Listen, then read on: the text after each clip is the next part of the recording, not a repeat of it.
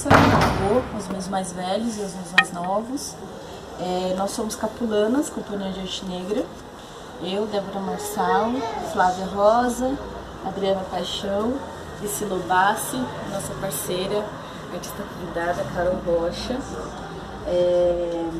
Esse é o projeto Ialodês, Trilogia da Mulher Negra, uma ficção afrofuturista, que foi contemplada pela 29ª edição do Fomento ao Teatro da cidade de São Paulo. E aí, dentro desse projeto, tem 3 ações. Uma são essas formações, das quais vocês fazem parte, algumas fechadas, outras abertas, que a gente chama de ONIM. Outra coisa é uma publicação falando sobre o teatro negro, né? Um pouco da história do teatro negro da cidade de São Paulo. E a outra é um espetáculo que não tem nome ainda, a gente está, né, na pesquisa e é prevista a estreia para daqui mais ou menos um ano que vem, mais para o final do ano. Hoje a gente vai fazer essa roda de conversa com a Georgette Frodel e o Salomão. E eu vou colar aqui desescaradamente, porque, né? O objetivo dessa roda é discutir a encenação e a estética teatral a partir das artes negras. E aí a gente fez esse convite para a Georgette já tem muito tempo, que a gente escreveu o nosso projeto no começo do ano passado, né? E aí o projeto começou no finalzinho do ano passado.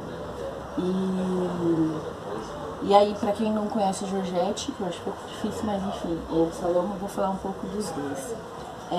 A Georgette é formada atriz na Escola de Artes Dramática da USP, diretora do Departamento de Artes Cênicas da ECA USP. Tem reconhecido e notório atividade artística no cenário cultural brasileiro, que lhe rendeu o Prêmio Shell em 2007 por sua atuação no espetáculo Gota d'Água, Breviário. Parte da sua trajetória artística se desenha na parceria com a CIA São Jorge de Variedades, por suas direções e atuações. E o Salomão, africanista e doutor em História Social pela PUC São Paulo, pesquisador, educador, letrista, vocalista e flautista. Bolsista da CAPES na Universidade de Lisboa em 2004, CNPq e Cefis. Pesquisador e visitante do Instituto de Ciências Sociais da Universidade de Lisboa. Pesquisa culturas musicais africanas no Brasil do século XIX e XX. E aí hoje aqui na nossa Goma, sejam bem-vindos e bem-vindas. Nossa casa está aberta para esse e outros tipos de atividade. E a gente vai começar com a Georgette, falando um pouco do trabalho dela. Gente, licença, assim, é super inesperado, assim, esse convite, porque realmente parece um momento em que, em relação a grupos negros, principalmente, eu tô sempre com muito pouco a dizer, sabe? Então, é sempre uma surpresa, assim, sempre fico, acho que tem um momento de aprendizado imenso. Então eu tô muito bamba em relação a tudo que eu considero, inclusive teatro, tudo que eu considero arte, né? De acordo com os últimos acontecimentos dos últimos anos, né? No Brasil, no mundo e tudo mais. A história está correndo rápido, né? Parece, tá? As coisas têm acontecido muito rapidamente no Brasil, muito especialmente, né? Então também a própria noção, o próprio sentimento de estar em cena, ou de ser atriz, ou de ser diretora de teatro, ou de fazer algo para ser visto, configurar uma arena onde se discuta algo, todas essas questões estão mutantes, estão flutuantes, né? E parece que, de alguma maneira, muito pouco eu poderia dizer de afirmativo sobre sobre o que é esse momento, sobre o que eu estou considerando como força teatral ou possibilidade de ação nesse momento da minha parte, entende? É quase como se fosse eu tivesse uma necessidade de recuo para olhar e ser educada. Eu estou falando isso porque literalmente está rolando a necessidade de uma educação do povo branco, né? Branco, uma coisa parecida, eu também sou descendente de árabe, de todos os lados, então eu acho que existe uma educação acontecendo de diretores, atores, artistas brancos em relação à história do Brasil. E não que a gente não saiba algo sobre essa história, a gente não saiba o tamanho, né, o tamanho do massacre, mas eu acho que isso tudo está começando a entrar na carne do teatro, sabe? Está começando a entrar na carne das questões relativas à representação ou expressão, não sei.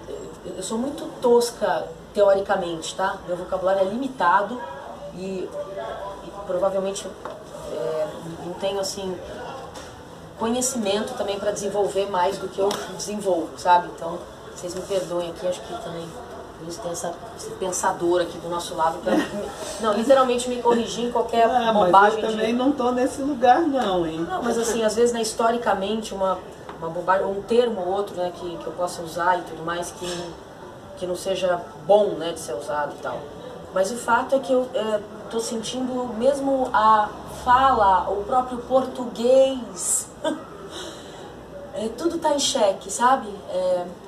Literalmente, a própria língua, a língua que a gente fala, tá começando a soar estranha, né? Eu acabei de ler Policarpo Quaresma, do Lima Barreto, e de novo me choquei, né, com esse autor também, com a literatura dele e tal.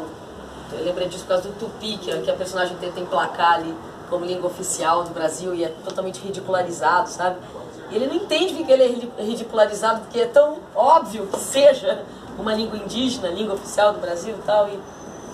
Então, eu acho que, embora todas essas questões fossem de conhecimento da gente há décadas atrás, há séculos, ou seja, a exploração branca, a tal da colonização, da civilização, do tráfico e tudo mais, de todas as opressões dos povos da América Latina e tudo mais, eu tenho a impressão que nos últimos anos isso tudo se encontra de uma maneira mais radical com o mundo, com o fronte da sociedade, não sei. E portanto, o teatro tem... Eu estou falando do teatro porque eu sou do teatro. E o teatro tem que responder a isso. O teatro tem que representar isso, tem que... não sei se a palavra é representar, porque eu sei que não é só isso no teatro, mas a gente tem que se ver com isso, a gente tem que reverberar isso, estar nisso, ser isso também. Então a minha fala é toda muito bamba. O que eu posso falar da minha trajetória que seja útil, que não seja falar de uma trajetória individual sem importância, é que a Companhia São Jorge, que é o grupo no qual eu começo a trabalhar, se forma dentro da USP, da universidade, um grupo feito de classe média baixa, mas classe média, né? A gente tinha em comum a curiosidade em relação ao mundo, talvez o que nos tenha levado ao tal do épico. Então tudo que a gente ia montar desde o começo, a gente desmontava. Então a gente ia montar uma peça sobre o amor. Aí a gente desmontava o amor e questionava e perguntava e fazia perguntas para a peça. Na verdade, a gente não estava pensando no tal do teatro épico, a gente não conhecia a obra do Brecht, nem teórica, nem poética, nem teatral. A gente só era um bando de jovens dentro da universidade, com curiosidade e alguma honestidade intelectual, a ponto de olhar para o mundo como a gente não tinha olhado antes. Todo mundo do interior ou mesmo da capital, mas protegidos ali naquela bolha, classe média, formação ali, papapá, universidade. Chegamos na universidade, vamos fazer um curso. E aí estamos ali no teatro. E aí o próprio teatro passa rasteira na gente, a gente começa a ser curioso em relação ao mundo, como a gente sempre foi, e ao olhar para o mundo a gente começou a olhar. E o épico surgiu disso, de tudo que a gente ia montar a gente perguntava. E aí quando a gente via o texto estava todo cheio de interferências, todo cheio de perguntas, todo questionado. E todo feito de um monte de tipos de linguagem, um monte de tipos de coisa, porque a gente escolhia a coisa de acordo com a necessidade do questionamento, a gente não escolhia de acordo com uma linguagem pré-estabelecida. Então, de alguma maneira, as peças da São Jorge sempre foram muito honestas em relação ao que a gente estava querendo dizer, o que a gente estava querendo perguntar, o que a gente estava sentindo, sem nenhuma premissa anterior, sempre uma muito diferente da outra. A gente nunca teve uma linguagem única, sempre o texto, o assunto ia exigindo da gente um formato de expressão ou de elaboração, sei lá, né? Aí numa dessa, naturalmente, a gente caiu em questões de relação entre os homens na cidade, porque é isso que a gente começou a observar, dentro da própria universidade ou fora dela, no país como um todo e tudo mais, a gente se engajou, a gente olhou, se engajou, e até hoje a gente nunca construiu nenhuma peça, nunca falou sobre outra coisa além desses mecanismos que fazem com que a vida não seja o que poderia ser. E por que isso acontece? Ou seja, a tal da luta de classes, ou a tal da loucura humana, ou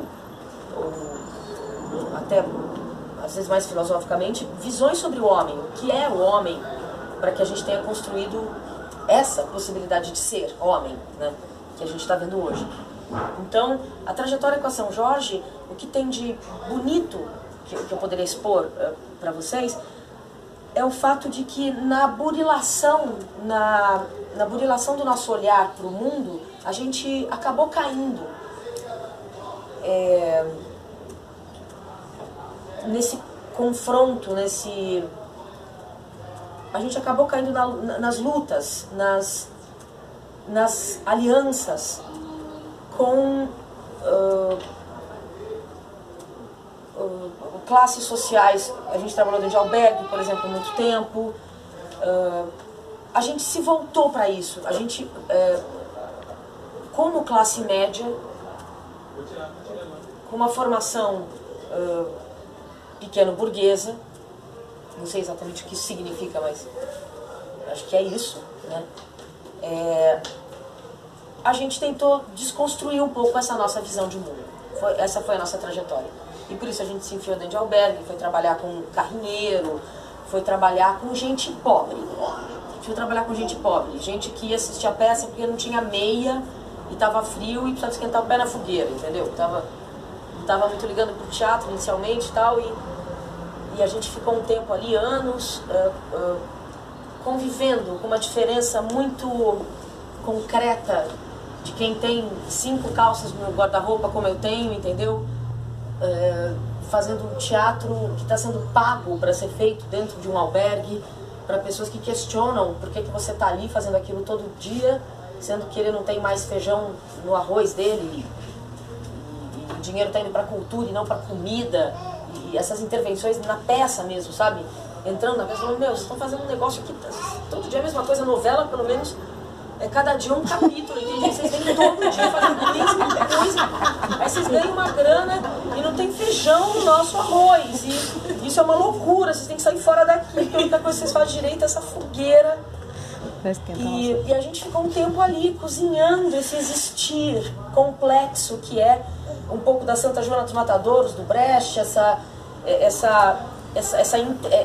classe artística intelectual, mas é uma intelectualidade fraca também, porque a gente não tem uma base intelectual, né? Geralmente os artistas não têm uma base, um conhecimento histórico, filosófico, que possa conduzir com mais clareza o próprio trabalho também. A gente, né, às vezes atira para os lados, né? A gente vai indo muito em direção à mídia, muito em direção a tendências, né, estéticas, é uma profissão que se volta para si muito facilmente, né? A gente gosta, né, de ser visto, de ser... Inclusive, para encerrar, porque eu levantei muita coisa e não falei nada. Como eu disse, eu não tenho nada para falar, realmente. Mas a menina... eu faço uma peça chamada Estela do Patrocínio, que acho que, né, você foi assistir. Eu fazia, na verdade. Eu fiz pela última vez, agora na Biblioteca Mário de Andrade. É uma personagem negra, eu não faço exatamente a personagem, eu faço uma narradora dela, mas, enfim, eu canto como uma primeira pessoa. E a personagem é negra, Estela do Patrocínio foi uma mulher que, inclusive, enlouqueceu, porque foi intensamente estuprada por ser negra, e uma linhagem de empregadas domésticas, né, uma família de empregadas domésticas, e a mãe dela enlouqueceu também, e tudo por conta de muita violência sexual e papapá, e essa mulher dissociada, enlouquecida, dizia coisas muito interessantes e algumas psicólogas e tal transcreveram o que ela falava, e o Lincoln Antônio, um pianista, musicou isso. O Ney Mesquita, um amigo meu negro, me chamou para dirigir, aí a gente fez 5 apresentações e ele morreu. Aí eu e o Lincoln assumimos a continuidade da coisa, eu continuei fazendo. Então, começou bem, né? Começou bem, daí eu resolvi me meter.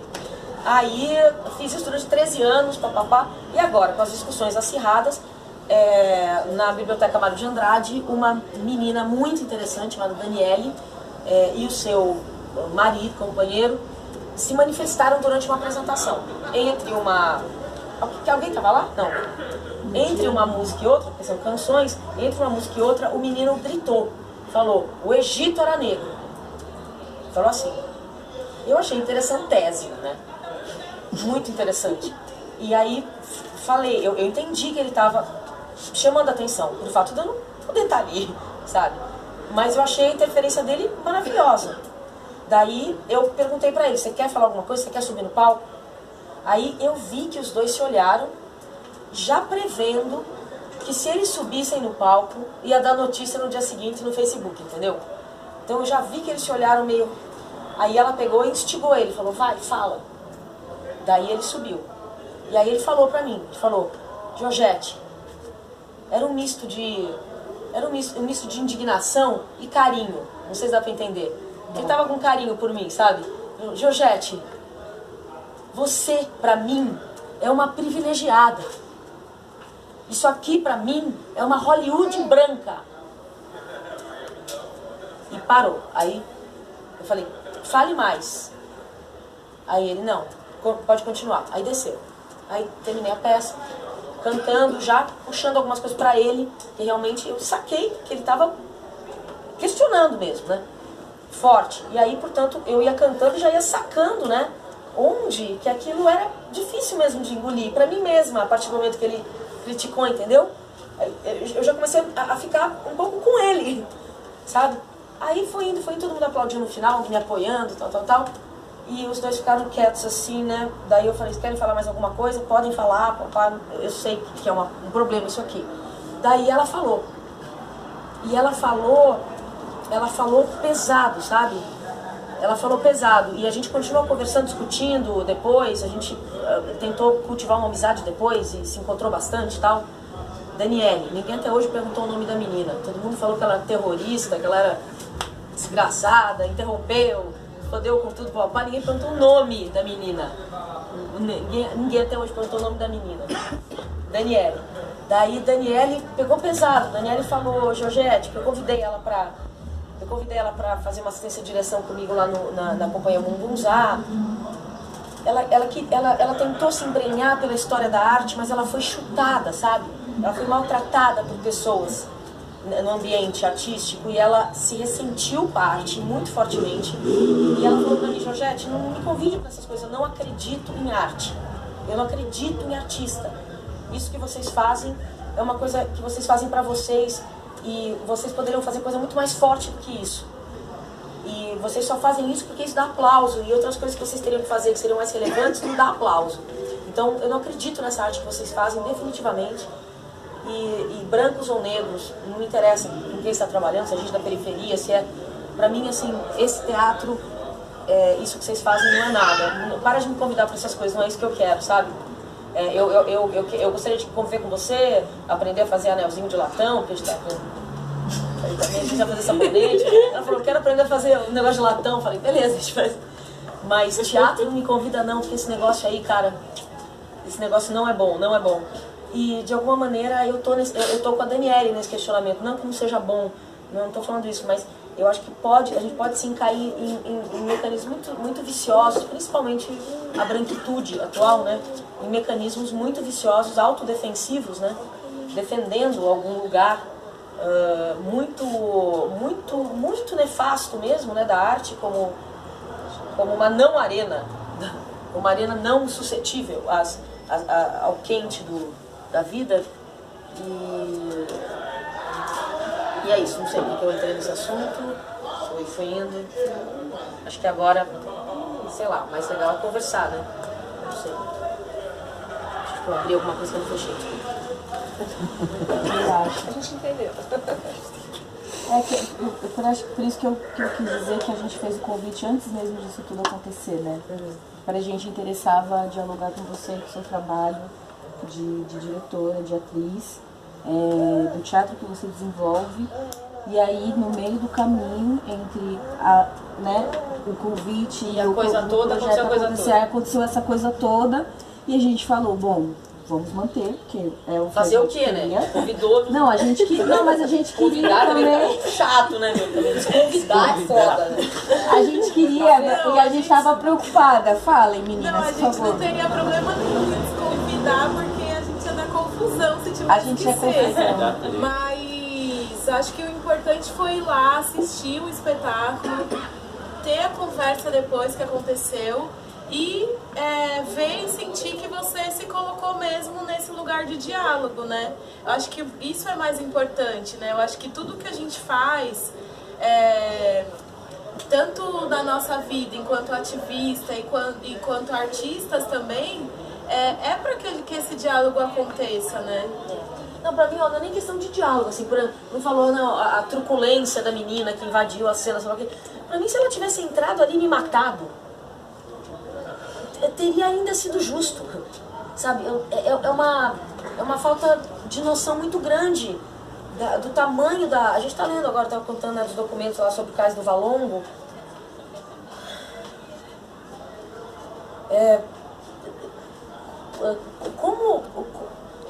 Tudo bem, diálogo, que legal, eu sou legal porque eu tô me propondo a dialogar, sabe? Eu tô disposta a muito mais do que a dialogar. Eu tenho muita vergonha. Qualquer palavra vai sendo pouco, né? Vergonha não é a palavra. É muita coisa, né? Eu sinto que nesse momento ser atriz, pra mim, significa... Quando o menino levantou e falou assim, você é uma privilegiada, você é uma Hollywood branca, ele falou isso, assim... Eu senti assim que ele falava, apontava assim pra mim, e eu senti que ali eu tava sendo atriz.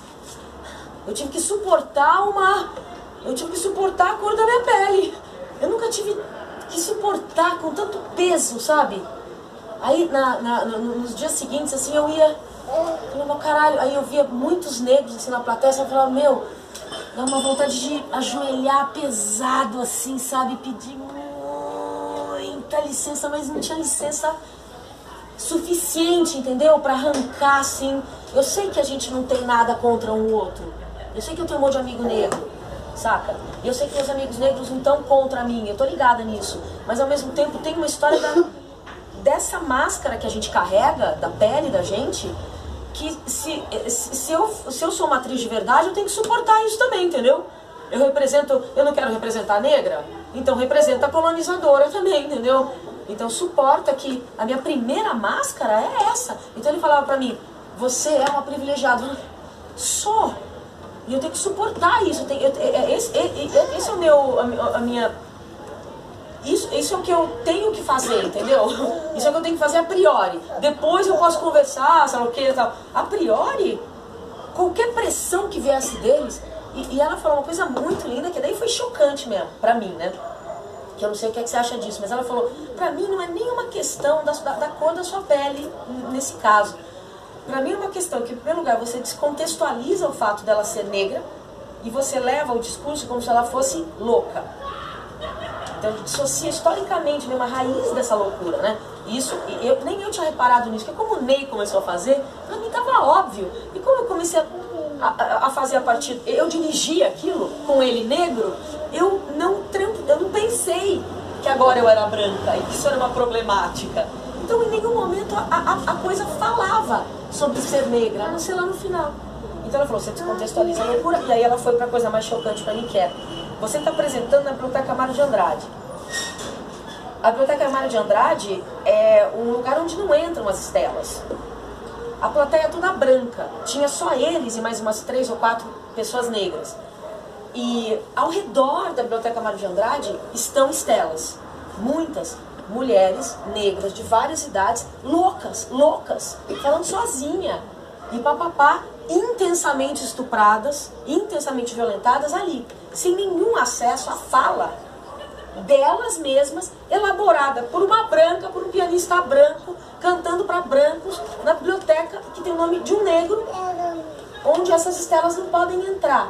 Ela falou, no mínimo, se eu tivesse alguma dignidade de artista, verdadeiramente, você estaria procurando essas mulheres, você estaria buscando devolver de alguma maneira. Ela questionou essa história do público para o qual se apresenta, até mais do que a cor da minha pele, né? Ela não negou a aliança, ela não negou, a gente pode ser amiga, tá tudo certo você cantar pra mim, não é essa a questão. A questão é que tá bizarro você aí com uma saia branca, com a cara branca, cantando pra branca, ela tá uma fala impecavelmente desenvolvida por uma negra que enlouqueceu, que foi estuprada por brancos, né? Assim, não dá, ela falou, é bizarro, ela usou essa palavra.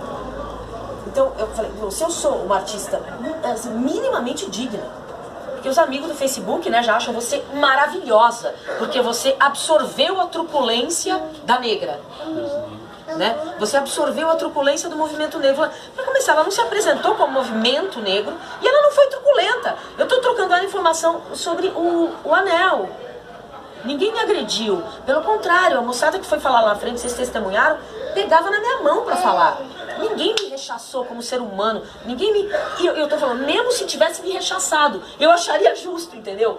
Porque quando você ouve descrições mínimas da história da violência que foi aplicada a esse povo, eu fico pianinha, sabe? Eu fico pianinha. E não me sinto no direito nem de estar aqui, sabe? Me sinto no direito porque somos amigas, amigos, e eu sinto que é bom que a gente esteja juntos.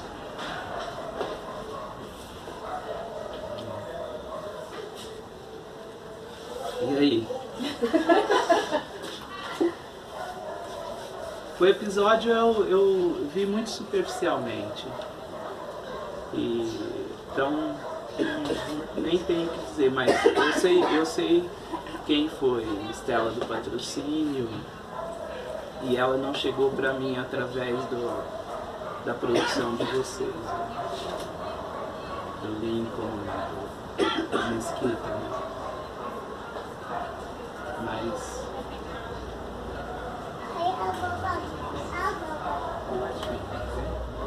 eu posso falar já? Por favor, chuta pagou, vai. Olha só, eu preparei uma colinha porque a minha memória anda bem ruim no geral, né? Faz muito tempo que eu não consigo falar assim, improvisando e tal. Para de comer alho, Salomé. Para de comer alho. Já parei. O alho. Não acredito, o alho tira a memória. Pô, mas o alho é legal para os anticorpos, né? Mas tem agora. Escolhe substitui. Uma coisa pior a outra. Substitui. Ou diminuir a quantidade, né? Nossa. Eu acho particularmente que eu não tenho salvação. É como se diz na quebrada, perca total, né? Mas enquanto enfim, os neurônios que sobraram estiver aqui em paz comigo, eu vou fazer as colinhas. É isso que eu queria dizer. Eu fiz uma colinha. Ó, eu dei uma fuçada na internet. O nome da Georgette já tinha chegado pra mim há bastante tempo. Eu acho que é a primeira vez. Eu acho que foi um filme. eu achei esse nome diferente, engraçado, sei lá, curioso, né? Fadel, eu relacionei Fadel com fado, com fadiga, com várias coisas, né? Assim, pensando na raiz do nome. E o Georgette, eu me lembro que eu pensei que fosse nome de travesti. Assim, eu pensei Georgette ser nome de travesti, deve ser um travesti essa atriz, na minha cabeça, assim, pensei. Então, ao mesmo tempo, pô, é legal, né, também, né, essa nova etapa do ONI de pensar teatro e dramaturgia negra alargada, né? Com quem que dá para conversar sobre teatro e dramaturgia negra dentro do staff branco, onde a Georgette está, né? Com quem que dá para conversar? E parece que foi uma coincidência boa isso, né? De já terem convidado e ter rolado essa história da Estela. O que eu acho é que talvez esse evento tenha sido muito ilustrativo para a gente do momento que a gente está vivendo e que talvez para parte da elite intelectual branca paulista, que é a mais inserida nos mercados mundiais de cultura, seja realmente um momento de deslocamento. E é de desconforto, é de deslocamento, e efetivamente são intelectual de São Paulo e talvez do Brasil, todos muito bem formados aí, eu discordaria da Georgette. Se tem um lugar no Brasil onde a formação intelectual ela é de alto nível ou de nível internacional, seria exatamente São Paulo, seria a ECA, seria essas instituições de arte e cultura situadas nessa cidade e que é a cidade mais rica da América abaixo da Flórida, é a mais cosmopolita, é a que tem maior concentração de produtos culturais para circular, serem vendidos ou disponibilizados pelas instituições, pelas fundações, pelos institutos de arte e cultura, onde estão os maiores institutos de arte e cultura fomentados pela iniciativa privada, pelos bancos, pelas seguradoras, pelas instituições patronais. É onde um ator e diretor como Antunes Filho consegue manter um centro de pesquisa por 30, 40 anos com financiamento anual, com bolsas, com recursos. Então, eu discordaria assim, só desse tópico da sua fala, o resto tudo eu concordo bastante. Mas o que eu queria pensar é o que nós vimos lá no Itaú Cultural, naquela feita do encontro para discutir a interdição popular, porque veio do público, veio de pessoas que são espectadores de arte e cultura, que viram na peça dos Fofos um problema de representação. E quando a gente fala representação no seu sentido mais amplo, que não é a representação teatral, nós estamos entrando num campo que é bastante delicado sobre a construção da sociedade que a gente vive. Pensar a representação como a forma que os grupos humanos, nos últimos séculos, encontraram para falar de si e falar dos outros. Então, representação indo além dessa arte que os brancos reivindicam como tendo nascido na Grécia, que é o teatro, pensar a representação como uma ferramenta humana de interpretação da realidade. Pensar a representação nesse sentido, no sentido mais amplo. O que está em jogo na sociedade brasileira contemporânea é efetivamente a representação, mais do que as bases de hierarquia social. As hierarquias sociais não estão em perigo. Não há no horizonte nenhuma perspectiva de revolução.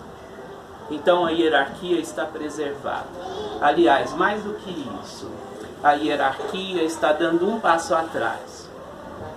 Com a ascensão do Temer, a ascensão do Temer representa um momento de busca das elites políticas, econômicas e culturais de tentar dar um passo atrás, de voltar atrás do que era bom, gostoso e previsível.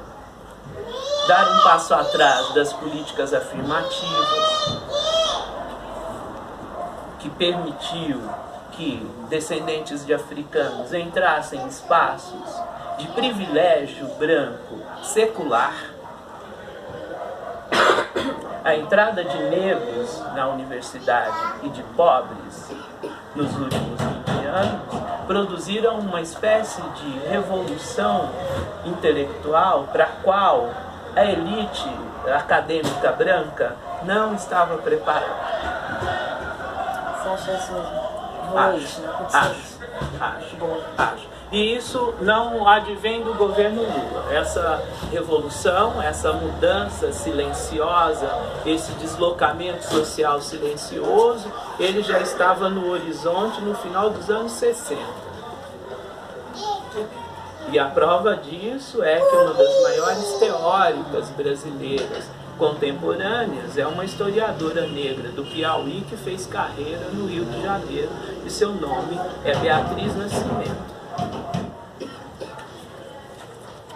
Essa revolução já estava na boca, na mente e nos textos de intelectuais negros que nos anos 60 e final dos anos 60 e início dos anos 70 ingressaram em instituições que antes eram reservadas exclusivamente à classe média e à elite branca, no Rio de Janeiro, em São Paulo e em Minas Gerais. Isso não ocorreu no governo Lula. Esses intelectuais elaboraram teorias e ferramentas de interpretação da realidade brasileira que estão sendo utilizadas hoje. Somos nós que estamos usando esses teóricos para examinar a sociedade brasileira em todos os seus campos. No trabalho, na renda, na segurança, na violência, na opressão das mulheres, no adoecimento e na produção artística.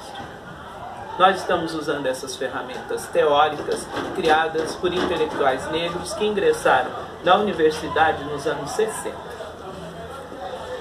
Essa mudança silenciosa que a intelectualidade branca não acompanhou é que ela se ressente hoje. E por isso reage de forma tão virulenta, tão corporativa, tão irracível. A elite branca paulista, a elite artística paulista tem reagido de forma irracional.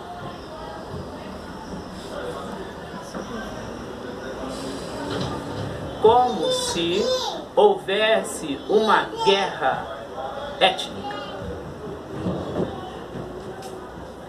Voltando para os fofos, Labac, aquele outro professor da Unesp, todos eles reagiram com soberba e desconforto do lugar em que estavam ocupando, de ter que dialogar conosco, intelectuais negros e artistas negros, além da Stephanie Ribeiro, que é uma ativista que sabe, aprendeu a usar todos os recursos da tecnologia contemporânea que os brancos não previam. E esse deslocamento, esse desenquadro, essa desconfiguração dos lugares de poder está custando caro para as elites intelectuais brancas, mas como elas detêm de maior poder econômico, maiores espaços de fala, ferramentas tecnológicas, estruturas institucionais, elas têm reagido corporativamente e se fechado para as possibilidades de aprendizagem social, política, estética e até mesmo econômica. Econômica no sentido que é um milagre que os descendentes de africanos tenham conseguido sobreviver nessa sociedade e ainda reproduzir a vida. Se reproduzir. Então, essa boa nova a gente pode anunciar para pessoas como a Georgette Fadel de uma forma muito fraterna e ao mesmo tempo carregada de uma potência, digamos, crivada mesmo de honestidade, de verdade, de beleza, de criatividade, e que ela no futuro vai poder dizer que esteve no olho do furacão e sobreviveu para contar. Sobreviveu intelectualmente. Fisicamente, não, porque os corpos dos brancos muito raramente são submetidos a martírios. Muito raramente. Quando um corpo de branco é submetido a martírio, toda a mídia vai para a TV, vai para a internet, vai para as redes sociais solicitar mais armamentos, mais soldados e mais violência. Toda vez que um branco é imolado, é isso que nós temos. A classe média branca vai de roupa branca, vai com objetos brancos para as ruas pedir mais polícia, mais repressão, mais adequação das leis para punir com mais rigor os pobres, os pretos, além de mais permissões para que a segurança pública controlada pela elite branca que controla o Estado possa matar mais livremente. Então, o que eu, voltando, então, saindo dos crespos, melhor, saindo dos fofos para o Centro Cultural São Paulo, o que eu vi nos brancos foi uma incapacidade absoluta dos dramaturgos brancos de representarem a si mesmos. Eu não vi brancos. O dramaturgo prometeu mostrar os brancos. E sabe por que os jovens dramaturgos brancos não conseguem representar os brancos? Porque os brancos são absolutos. Eles veem os outros, mas eles não se veem. Sartre nos disse isso. No Orfeu Negro, é isso que o Sartre nos diz. O branco é uma representação da luz divina entrada pelos próprios olhos. É isso que Sartre fala. Durante séculos, o Sartre diz isso, durante séculos nós, os brancos, fomos excesso de luz condensada. Nós representávamos a existência humana e os outros eram os outros. Ele fala isso criticamente, assim? Fala, criticamente, criticamente. Sartre fala, aqueles que os nossos pais dobraram com base na violência, não com essas palavras, mas ele está falando sobre colonialismo. E aí nós voltamos para a questão do colonialismo interno, de como os brancos brasileiros empreenderam um plano de colonização interna, onde os indígenas deveriam se transformar em um símbolo e os negros deveriam desaparecer. É isso que José Bonifácio promete. É isso que ele instiga. No comecinho do século XIX. O problema é, os negros não desapareceram e os povos originários sobreviveram. Em 1910, João Batista de Lacerda, que vai ao Congresso Internacional das Raças, em Londres, é isso que ele diz para o mundo.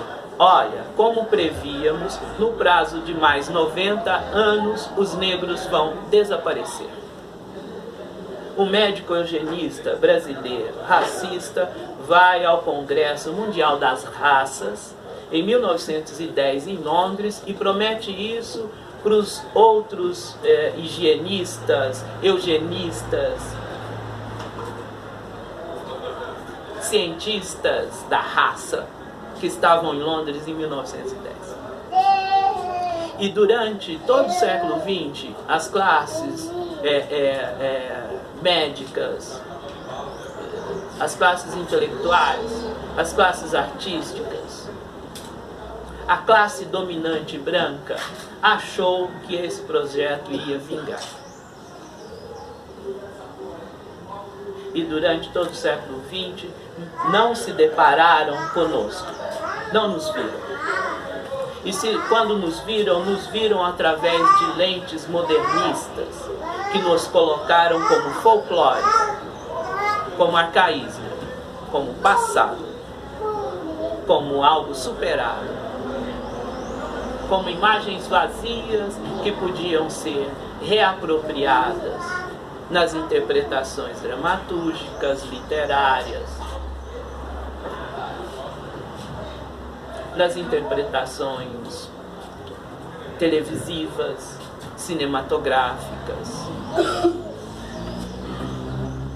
É assim que os negros aparecem na produção intelectual branca ao longo do século XX. Em sua maioria. E ainda é assim que se produz representações em todos os campos das linguagens e das expressões na comunicação sobre os negros. Ou eles estão num lugar discreto da tela, ou eles aparecem de forma pedagógica. O que é pedagógico em termos de teledramaturgia? Pedagógico é colocar Thaís Araújo na novela das 9, no dia 20 de novembro, ajoelhada diante da Cabral para levar uma bofetada. Eu não creio que isso tenha sido feito assim, aleatório, pensando que a televisão é a mídia mais popular do país. Mais popular no sentido de assistir, da assistência, dos espectadores. Não há família brasileira que não tenha uma TV em casa e essa TV esteja ligada nos canais abertos.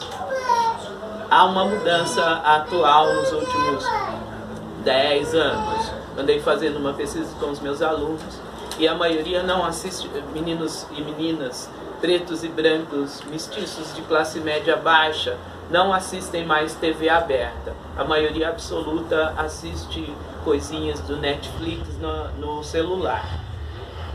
Mas isso é uma mudança de 10 anos no máximo para cá.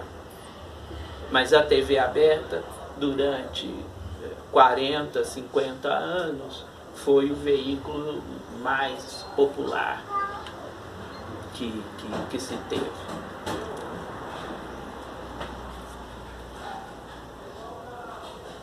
De onde vem a incapacidade dos brancos de representarem a si próprios? Os brancos não se veem. E eles não se veem como brancos. Os brancos se veem como gente.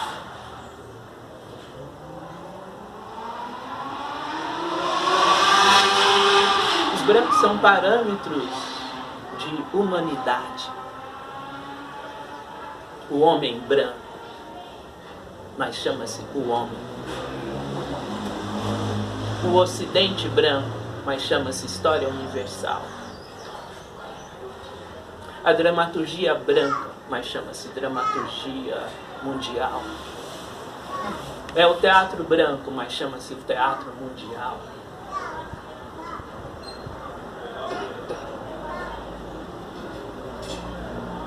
E se os brancos, em linhas gerais, então essa visão também minha é estereotipada, é como se os brancos fossem um só, eu coloco todos os brancos no mesmo lugar, eu sou capaz de estereotipar os brancos e desumanizar os brancos.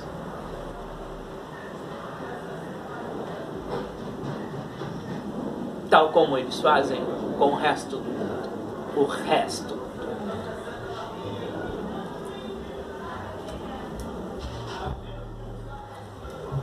No âmbito do teatro, da dança, o que nós vimos em São Paulo nos últimos tempos foi uma incapacidade interpretativa absoluta, na qual nenhuma das ferramentas que são privilégios dos brancos são utilizadas. Nem a dialética, nem a criticidade, nem a hermenêutica, nada. Nada das suas ferramentas exclusivas servem para interpretar, porque não tem interpretação, tem medo.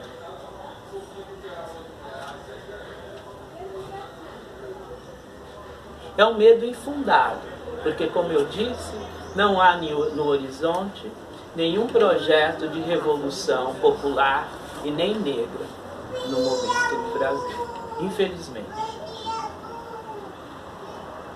A gente não tem tido forças para produzir uma ideologia revolucionária.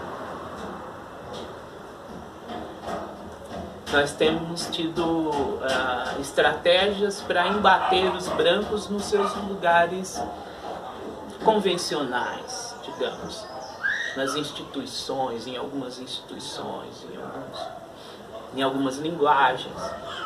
Mas nós não temos tido força o bastante para ameaçar o poder branco. Mas como parte do poder branco é o poder de enunciação, de elaboração e de representação, por isso eles se ressentem tanto.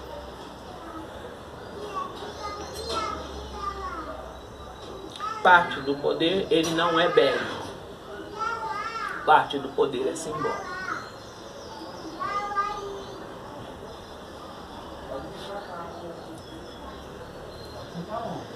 Eu escrevi aqui que, em termos conservadores, poderíamos chamar a Georgette Fadel de dama do teatro paulista.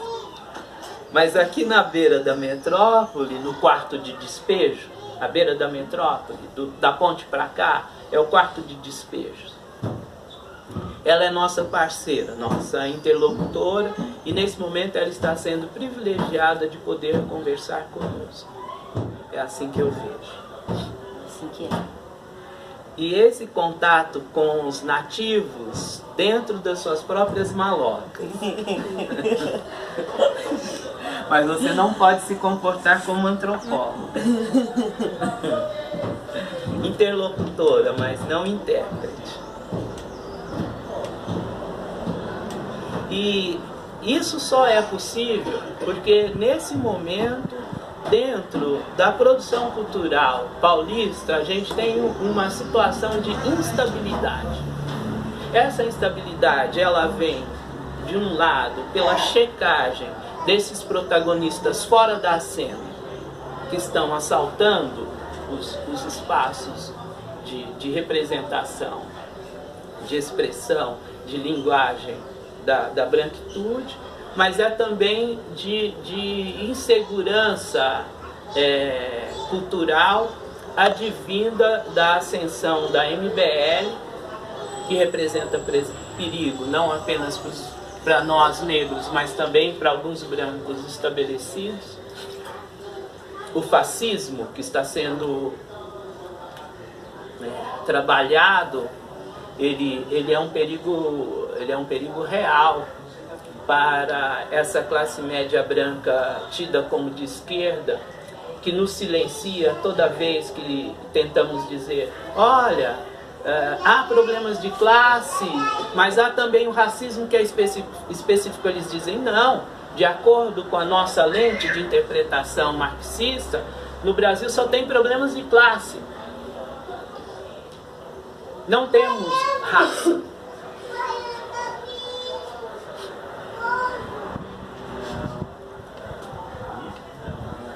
E aí, pensando nisso, o teatro é um sistema de significações. Tô pensando agora, sim, pensando com Stuart Hall. Aquilo que ele aplica à política, a gente pode aplicar à expressão e à linguagem, né? Um sistema de significações, um sistema de representações, cuja linguagem, a gente sabe, na sua historicidade, tem origem ocidental. Ponto. Isso não quer dizer que desde o século XVII, atores negros na Europa não tenham aproveitado essa ferramenta para exprimir conteúdos não convencionais. E aí, me reportando ao Henrique Ambocolo, ao Orenoco, um príncipe negro feito cativo. Uma peça em língua francesa e língua inglesa, no século XVII, que vai a público em Paris e Londres. E ali tem já algumas coisas que a gente poderia dizer de intercâmbio entre a dramaturgia ocidental e formas negras, embrionárias, modernas. Os negros também produziram modernidades, segundo Stuart Hall, né? Então, mas aí, e o Brasil? Quando é que a intelectualidade branca se encontrou com os negros? Aparentemente foi no século XIX, quando abolicionistas negros e brancos fizeram pequenos textos que tinham como mote a escravidão e a injustiça da escravidão. Parece-me que era isso.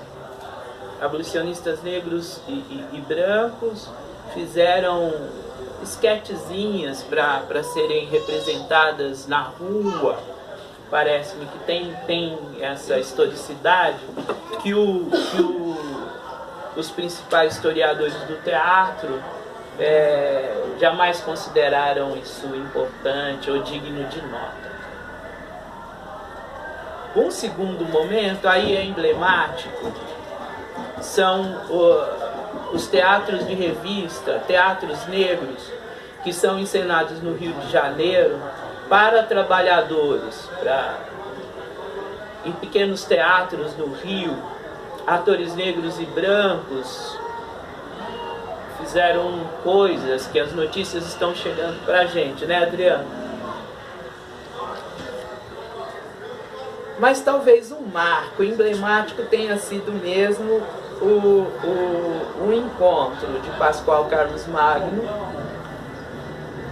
Nelson Rodrigues e Abdias, mas não é Abdias. É Abdias, é Maria Nascimento, é Guerreiro Ramos. São esses atores, artistas, intelectuais negros que estão no Rio de Janeiro na década de 40. Então talvez o Anjo Negro tenha sido a primeira tentativa sincera de um intelectual branco de estabelecer um diálogo. Problemática, né? A gente se deparou bastante com a obra do Abdias e com a montagem do Anjo Negro. A gente já estudou isso, a gente sabe que ali tem... Mas se situada no tempo, é revolucionário, né? Tanto o Anjo Negro quanto a produção do Teatro Experimental do Negro, onde até então os negros entravam na rubrica como o escravinho de fulano de tal, a mucama, não tem nome. Quando a gente pega Luísio de Azevedo, a gente pega Arthur Azevedo, a gente pega os caras do final do 19, todas as personagens negras não têm nome. É o lugar social da personagem que caracteriza, não tem nome. Mas não mudou, né? Porque a Georgette conta uma história que ninguém sabe o nome da menina, que é o movimento negro na boca de uma pessoa que vai lá e é violenta com uma atriz. Mas aí é uma estratégia política da branquitude, né? Que é esquecer o nome para ver a multidão ensandecida que somos nós. Nós somos a multidão ensandecida. A multidão sem rosto, mas com cor, né? Aí é uma estratégia, né? Isso é deliberado. Mas tem essa continuidade, né? Bom,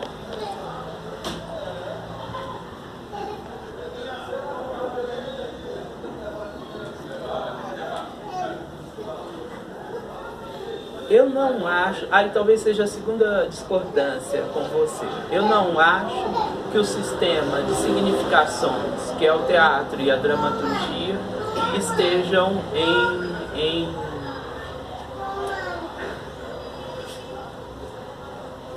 em situação de quebra.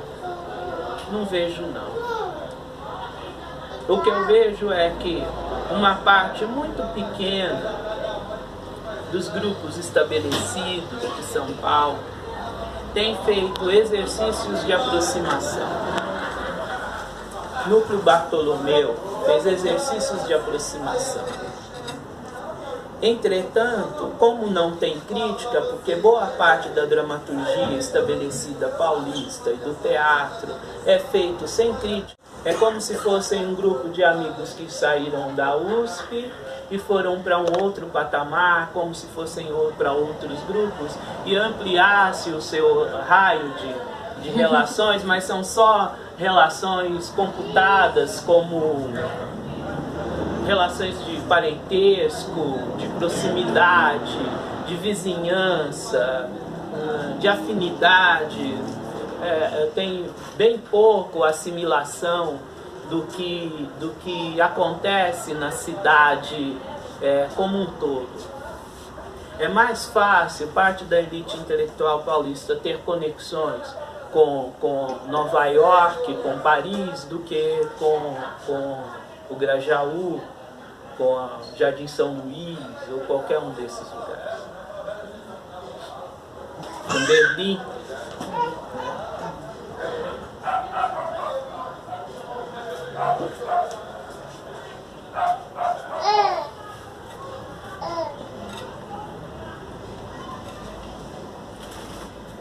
Bom, eu acho que eu já falei bastante, quer dizer, teria mais alguma coisa a pensar com a Georgette, e isso ela própria já falou aqui, já externou a sua visão, ou mesmo que eu também não vi, mas vi coisas na internet, mas com a internet eu sempre fico um pouco cabreiro, assim, eu nunca assimilo tudo que está lá, porque é tudo muito estranho, né? É bom e é estranho, tem que filtrar bastante, perguntar quem estava na cena, depois pedir várias fontes para tentar chegar numa síntese e tal.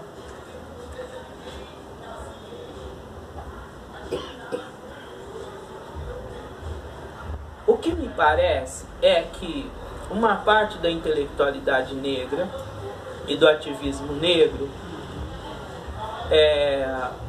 desde a década de 60, vem tentando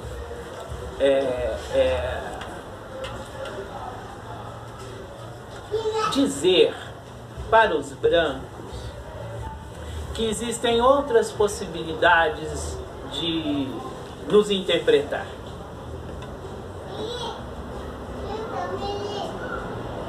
Quando que eu vi isso? Olha só, quando o Cacá Diegues lançou o Quilombo, ele recebeu cartas do movimento negro e reagiu como reagem os brancos. Reagiu com superioridade. Disse que não tinha nada a ver aquilo que os intelectuais e que o ativismo negro estava dizendo. Ele não ia ouvir porque ele é um artista mundial e ele é o diretor, é o dono da sua obra, e ele não ia mudar o que ali por acaso tivesse de equívoco. Os equívocos históricos são graves, são feios. São, hoje, olhando a obra do Cacá Diegues, são infantis. São infantis. Mas é o cara que estava na cena de 5 vezes favela e depois 5 vezes favela agora por eles mesmos. Agora por nós mesmos. 5 vezes favela agora por nós mesmos. Que eu saiba, o Cacá Diegues jamais colocou um daqueles jovens negros como seu assistente de diretor, nem o colocou no setor de captação de recursos.